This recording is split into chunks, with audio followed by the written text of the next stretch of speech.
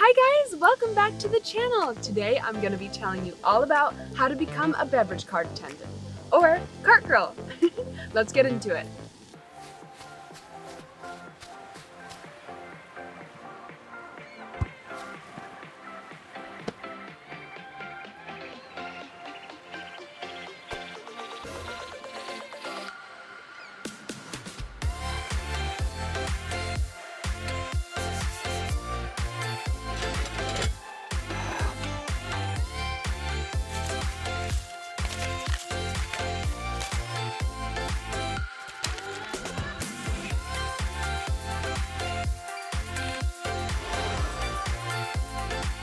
So why become a cart girl?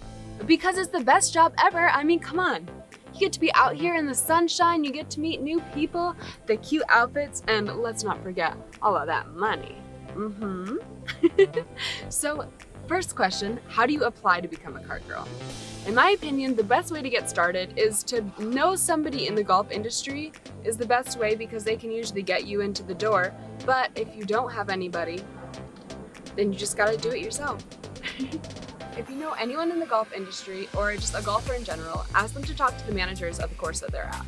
Courses are all about keeping it in the circle, and most people are hired by referral. So those would be the first steps. But if you don't know anyone, the best way to do it is to go in person, let them see you, let them get to know your personality a little bit, and ask if they're hiring.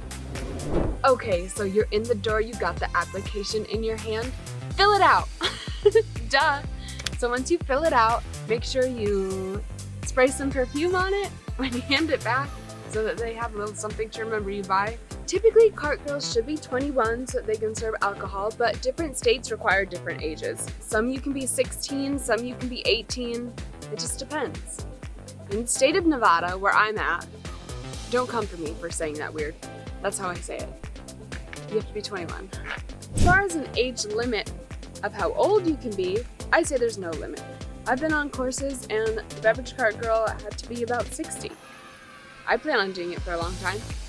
So say you want to work out here on the golf course, but maybe you don't want to be the beverage cart girl, or maybe the position isn't available, who knows, but you could try something else. There's plenty of jobs here. For example, golf courses have a clubhouse where they have a restaurant, so you can work in there, waitress, bartend, hostess, whatever you want to do. You can work in the pro shop, just selling clothes or whatever else they have in there. You could do maintenance. That's a lot of fun because you get tan. You could also be a caddy, which is a very good money-wise job. So they're usually with a company outside of the golf course, and basically a golfer can hire you for the day to just ride around with them for their round, and you can either just hang out with them and drink, or sometimes they need you to get the proper golf club that they need. They need you to check like the yardage all the way to the hole, like stuff like that. Just little things that you can help the golfer and make the round a little more enjoyable, and then they tip you on top of that. That pays pretty good, so you can do that. If this is your first job bartending, you might be a little scared about making drinks, but trust me, you'll totally learn. And if you don't know, just ask. Everyone wants to help. Sir, what would you like? A Bloody Mary? That's my favorite drink to make. The more ingredients, the more fun. Although I have to admit, it can be pretty stressful when a group of 4 guys come up and they all want Bloody Marys. There's a lot going on. It's a lot of pressure. I just put the vodka, now I'm putting the tomato juice. And that smells good in the morning. I would say a Bloody Mary is, you either like it or you hate it. But I feel like I could just do this with my eyes closed. This is some Worcestershire. It's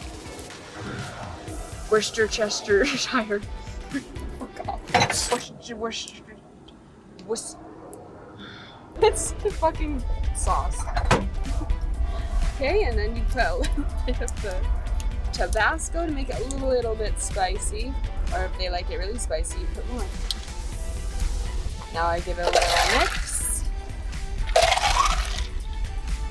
I like the sound that makes. It's really calming. Golfers just love my Bloody Marys. Some of them won't even get Bloody Marys from the other cart. This is my little specialty. That on top. Tahini on the top.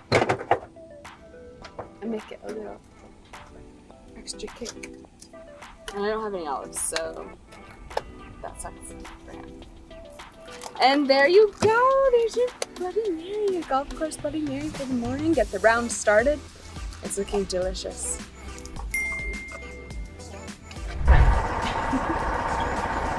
So a lot of people ask, what's the dress code? Are you really allowed to wear that?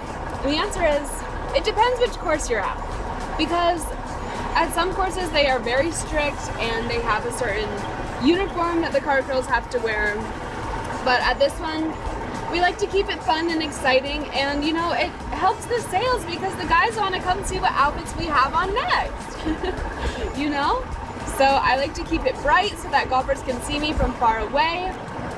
And it's just another fun thing for me to do when I wake up in the morning and get excited for work. Like, it's definitely more motivational when I have a new cute outfit to wear and I can just express myself.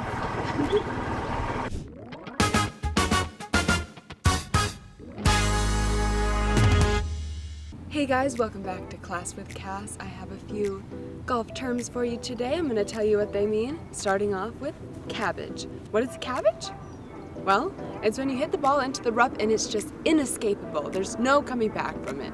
The next one is dawn patrol, and that means the golfers that are here at the crack of dawn. They're here at sunrise. They're crazy. Have you ever heard a golfer shout, "Get up"?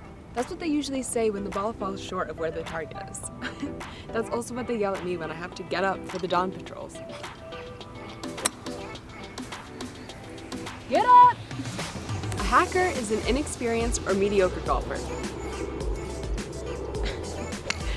In the leather is when you put the ball so close to the hole that the other golfers just give it to you. They say, close enough, in the leather. A knee knocker is that feeling that you get before you're about to put the ball maybe 3 or 4 feet in, and you get nervous because it's harder than you think. A nippet is a clean hit that tends to lessen the amount of backspin. A pin is the flagstaff that sticks into the hole. Some prefer to leave it in, some take it out. That's what she said. So when does the cart day start and when does it end? Well, depending on who's going to be out here today, if there's tournaments, it can start very early, sometimes even as early as 6 a.m. Yeah, that's right. The sun is just coming out and you're just getting out. But on some of the slower days, or like in the winter, sometimes you don't even have to come in until like 11 a.m. And if there's more than one girl, sometimes you have a morning girl and an afternoon girl. There's a lot of factors that go into it, but you better be ready to get up early because you might have to. And then, if you have like a busier day and golfers are just lined up all day, you might be out here until like 7 p.m. As long as it's still light out and there's still people out here, you gotta stay and serve them drinks. I think the latest I've been out here, it was like just 8:30 and it was like dark at that time. It was crazy.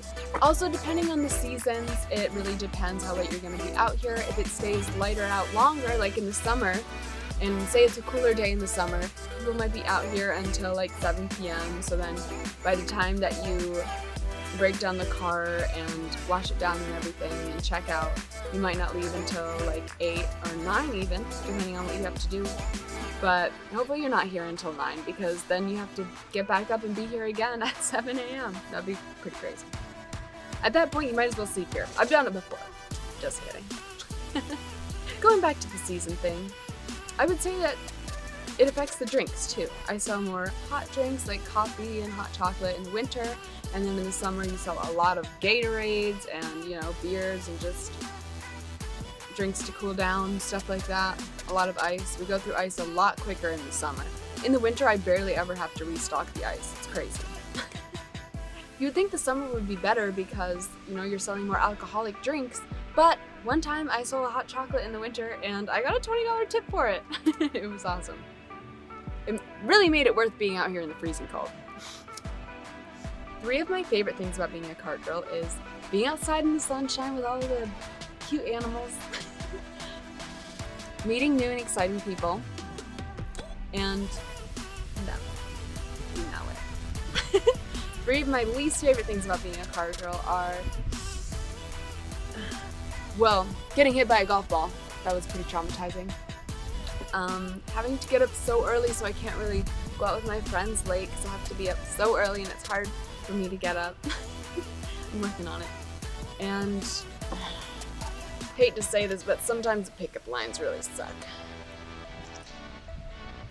So one very exciting thing about this job is that it can lead to other opportunities. Like for example, I got to work at different events such as EDC, Hello, and NASCAR, and I've been to some golfer conventions, a PGA convention where I got to select some new merchandise for the pro shop. I got some new shirts and stuff like that. Yeah. Another one of my favorite things about being on the cart and doing my thing is that I can make TikToks and YouTube videos like the one I'm making right now. So don't forget to like, subscribe, and leave a comment. What would you do if you were a cart girl? Do you want to be a cart girl? Alright, I'll see you in the next one. Gotta go make some drinks.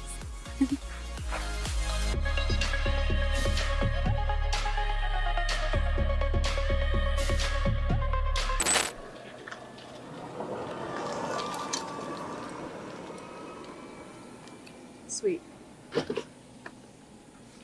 gonna go cry. I don't have anything else to say.